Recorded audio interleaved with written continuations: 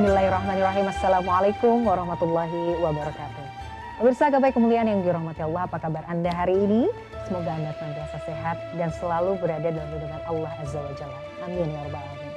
Alhamdulillah, senang sekali hari ini saya Miladia Rahma kembali hadir menjumpai Anda dalam program kesayangan kita Gapai Kemuliaan.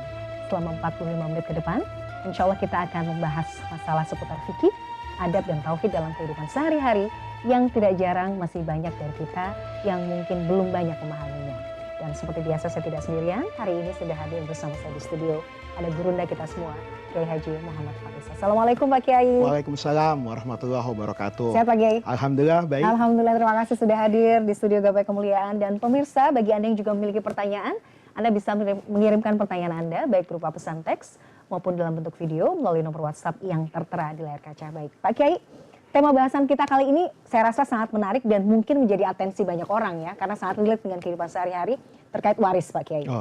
Ini kan apalagi kalau kita melihat kemarin di media sosial, pembahasan Pak Kiai juga soal waris ini luar biasa ya.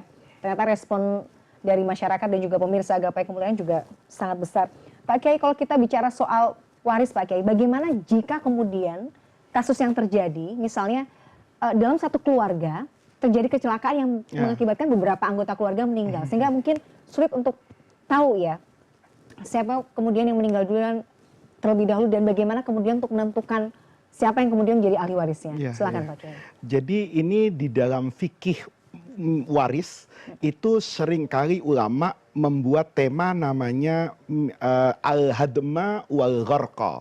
Gharqa itu yang tenggelam bersama-sama. Al-hadma itu yang masuk ke dalam satu bangunan kemudian runtuh atau misalnya longsor di perbukitan dan sebagainya. Ini tentu di dalam fikih itu ada dua pandangan. Pandangan yang pertama, ini mayoritas ulama, Imam Abu Hanifah, Imam Malik, dan Imam Syafi'i itu menyatakan secara mudah yang mewarisi itu yang hidup saja.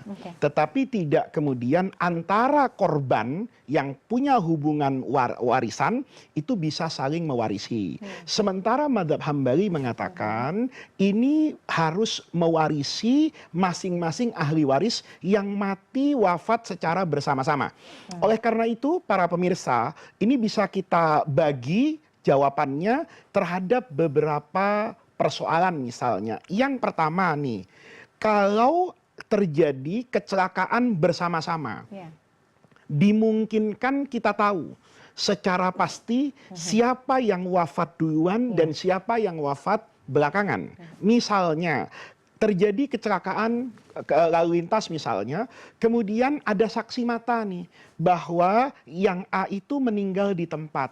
Tetapi yang B saat kejadian itu masih ditemukan bernapas. Sekalipun kemudian setelah itu juga akan wafat.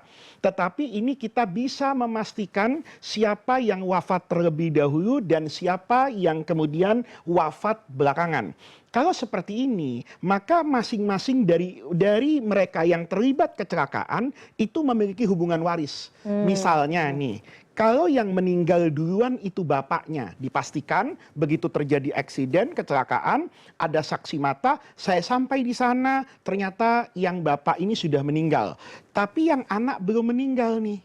Ya, maka kalau nanti si bapak ini, kalau nanti kita mau melihat hukum warisnya, yang anak ini yang kemudian meninggal itu dapat dulu warisan dari bapaknya. Hak anak ini tadi, kemudian kan meninggal lagi nih, maka nanti diwarisi lagi kepada anaknya si anak tadi, cucunya bapak tadi. Tapi si cucu ini tidak saja mau dapat harta waris murni dari harta bapaknya, tapi juga dari kakeknya yang menjadi haknya bapaknya, limpahan tadi. Itu dimungkinkan kalau kita bisa mengetahui secara pasti siapa di antara mereka yang meninggal terlebih dahulu. Maka nanti yang hidup ini akan mewarisi yang mati.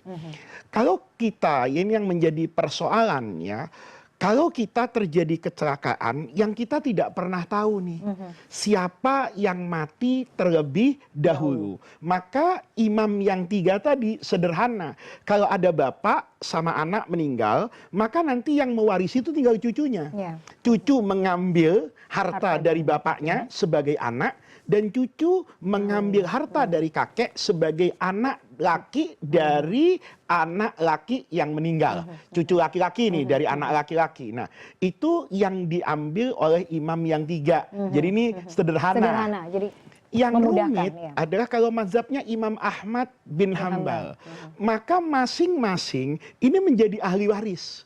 Tetapi dengan variabel yang sama. Misalnya gini, kita menghitung yang meninggal ini bapaknya tadi. Maka di sini ahli warisnya kan anak. Ya, maka di sini anak mendapat bagian dari bapak. bapaknya, Gitu loh. Nah, maka harta bapak ini turun ke anak. Ini bagiannya sekian. Nah, nanti dihitung ulang lagi nih. Kalau nanti bapak ya anak yang meninggal, maka bapak menjadi pewaris dari siapa ini? Anaknya. Kan jadi ini agak-agak perlu. Ini kalau ada papan tulis enak lebih nih. enak menjelaskannya Itu, ya, sebenarnya. kalau Oke, tidak ya. ada papan tulis, maka yang pertama si anak itu mewarisi dari bapaknya kan. Oh. Karena dia anaknya. Sementara si bapak ini abun juga dapat warisan dari harta anaknya. Oh iya. Nah, nanti setelah warisan ini jelas, baru dibagi kepada yang hidup. Masing-masing ahli warisnya. Kalau anak di sini tiba-tiba cucunya anak laki, hanya dibagi segaris. Tapi kalau anak perempuan, kemudian bapak, kakek tadi yang meninggal, itu punya anak perempuan, bibi misalnya, itu dibagi variabelnya panjang. Jadi mungkin para pemirsa, saya tidak mungkin menjelaskan ini dengan mudah karena tidak ada sarana papan tulis, tetapi itu bisa dibuka di media sosial atau datang ke kantor urusan agama yang biasa membagi waris, maka variabelnya ada. Ini juga berlaku bukan saja hitungan waris seperti ini, itu bukan saja mereka yang meninggal bersama, bisa jadi yang hilang. Ini penting. Atau dalam keadaan hamil, ini mungkin nggak terpikir kan?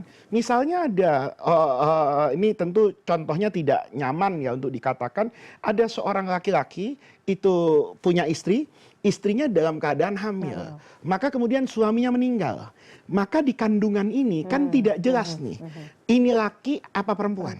Nanti kalau lahir dia selamat atau tidak selamat, karena akan berpengaruh nanti kepada bagian waris. Misalnya kalau si perempuan tadi, si bapak tadi yang meninggal itu punya anak laki-laki. Kalau ternyata yang di kandungan ini laki, maka mereka menjadi asobah itu. Hartanya dibagi dua setelah ibunya mengambil 1/8. Tetapi kalau yang di sini anaknya misalnya perempuan, gitu loh. Itu persoalannya menjadi beda lagi. Kalau nanti yang ada yang sudah hidup misalnya anak perempuannya, kalau nanti lahir adiknya ternyata perempuan, mereka berdua cuma dapat 2/3. Tapi kalau adik yang ternyata yang lahir nanti itu laki-laki, maka nanti adik laki ini menjadi asobah dengan kakak perempuannya, membagi harta waris lidzakari mithlu hadzil unsayain, yang laki dapat 2, yang perempuan dapat 1. Ini kalau keadaan hamil. Bagaimana kalau dengan mafkut, hilang nih, nggak ada kabarnya, sampai kapan harus ditunggu? Karena nanti itu bagi warisnya itu kan berpotensi berubah. Kalau yang hilang ini hidup, dia berhak dapat warisan. Kalau ternyata mati, dia tidak berhak mendapat warisan. Ini akan berpengaruh kepada bagian ahli waris yang ada. Jadi persoalan seperti ini harus dikonsultasikan dengan yang ahli.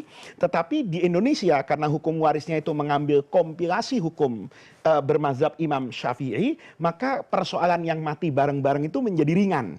Karena hanya dilihat ahli waris yang ada tanpa perlu memperkirakan antara hubungan yang mati ini dulu atau yang ini belakangan. Pak Kiai, mumpung masih berkorelasi Pak Kiai. Tadi misalnya ada suami yang kemudian meninggalkan istri dalam kondisi hamil. Boleh nggak menunggu dulu sampai anak lahir sampai ketahuan jatah kalau warisnya disepakatinya berapa? boleh.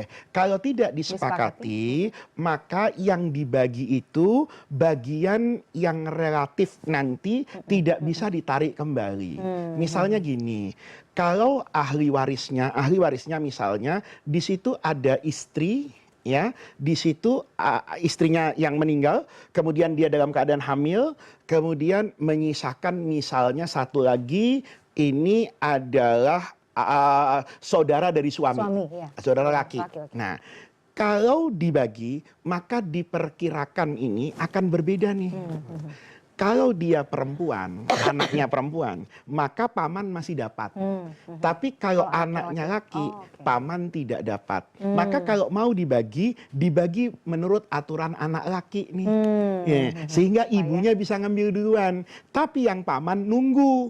Paman nggak dapat nih, karena bayi ini laki. Kalau ternyata nanti perempuan, kan tinggal mengembalikan. Tapi beda, kalau diperkirakan ini perempuan, ternyata laki-laki, maka paman harus mengembalikan ini. Gitu loh. Dan itu tidak mudah. Jadi kalau mau dibagi, ada kebutuhan mendesak misalnya, dibagilah dengan prosentasi al-mafqud ini yang lebih kecil. Karena kalau lebih besar, maka nanti ada harta yang ditarik. Memang sangat kompleks ya bicara soal waris. Dan itu ada ya, waktunya. Sampai kapan dia dihitung hilang? Sampai nanti pengadilan itu memutuskan kematiannya. Oke, nanti kita akan lanjutkan pembahasan kita. Kita break dulu. Pemirsa jangan kemana-mana. Gapai Kemuliaan masih akan kembali setelah jeda yang satu ini. Tetaplah bersama kami.